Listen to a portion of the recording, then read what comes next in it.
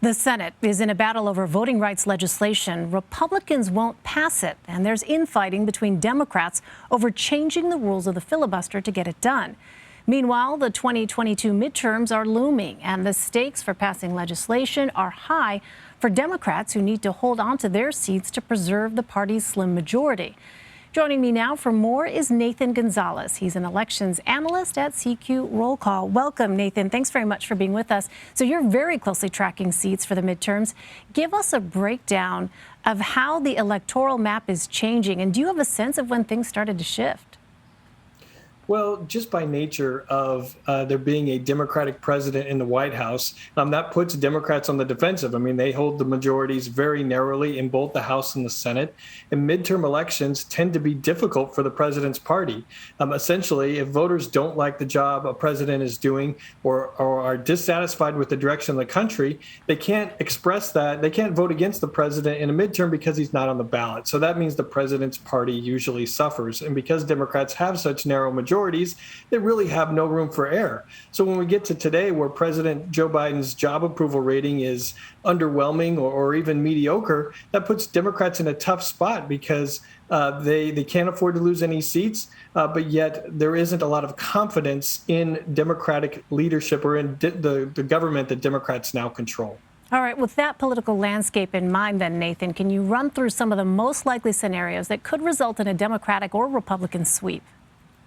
Well, first of all, on the Senate, Democrats have a 50-50 Senate, and Vice President Kamala Harris is breaking any ties. We've identified 8 battleground states, 4 states that are currently held by Democratic senators in Nevada, Georgia, Arizona, and New Hampshire, and then 4 seats that are currently held by Republicans. There are open seats in North Carolina and Pennsylvania, as well as incumbents Ron Johnson in Wisconsin and Marco Rubio in Florida.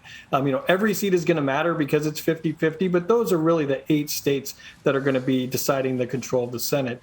And in the House, history is on the Republican side. They need a net gain of 5 seats to get control. And on average, the president's party usually loses 30 seats. But the key for the complicating thing for this cycle is redistricting, and that still in half the states, we don't know what these House districts look like because the states have not finished the process of redrawing the lines. And so, we don't have a national race for Congress. It's a district by district or state by state battle. And we need to know what these individual districts look like before we can ultimately decide or figure out where the battle for the House is going to take place. All right, well, let's turn to issues because we've seen a lot of focus recently on voting rights. We've talked a lot about the president's social and climate spending bill. But where do those issues actually rank when it comes to voters? How do those topics resonate, or do they resonate with the electorate? Well, I think this election and most elections are going to be decided by the economy. But there are a lot of things that fit under the economic umbrella. I think COVID and the government's response to COVID is an economic issue. Immigration is an economic issue.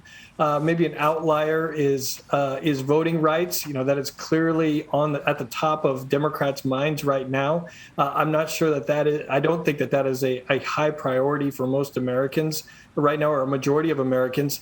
But Democrats feel like it's so critical that it goes beyond what they might gain in the election, that it's a critical piece that needs to be handled. But fundamentally, President Biden and how voters view the job that he is doing, I think, is going to hinge. Democratic efforts to keep the majorities are going to hinge on how well he's doing. And if he doesn't get better electorally or politically, Democrats are going to have a very rough night. Or flip it around, the Republicans are going to have a very good night in November.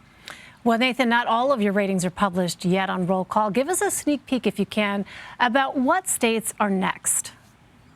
Yeah, well, I think some of the key states to watch on the House side are New York. New York is a place where Democrats have control of drawing the map, and they might choose to be very aggressive and try to gain as many seats as possible. We're waiting on states such as Florida, where Republicans are in control of drawing the map, and see how close or how far they're going to go.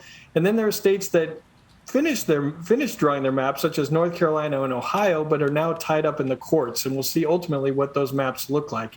And so we have a long way to go, but the clock is ticking because states need to finish these drawing these lines in time for candidates to know where they're running, for primaries to take place, and for voters to ultimately have their say. So the clock is ticking on these lines. Under 300 days left until midterms. Nathan Gonzalez. Nathan, good to see you. Thank you very much. Thank you.